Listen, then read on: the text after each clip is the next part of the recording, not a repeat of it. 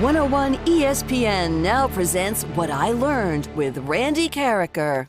I'm Randy Karraker, and these are the primary things I learned about the Rams during the course of the 2009 season. Number one, they have to cut down on injuries. 13 players on injured reserve, 4 more that very easily could have been placed on injured reserve. There's no way you can win in the NFL with that many injuries.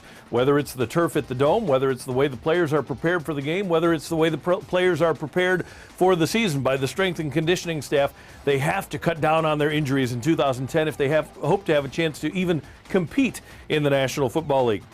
Second thing, Steve Spagnuolo and his staff need to do a much better job in terms of getting the players to execute the fundamentals. Between 2008 and 2009, the Rams had more turnovers. They had fewer takeaways, so a worse turnover ratio. They had about the same amount of penalties. They didn't have as many sacks as they had in that horrendous 2008 season that got Jim Haslett and Scott Linehan fired. So during the course of this offseason, the Rams need to drill into their players' mind what needs to be done in terms of fundamentals. I know Steve Spagnuolo is not a stat guy, but the one key stat in football is that you need to take the ball away and you can't turn it over. Third, and finally, Spagnuolo and his staff need time. We all hated the way the Rams played. We hated the fact that they finished 1-15.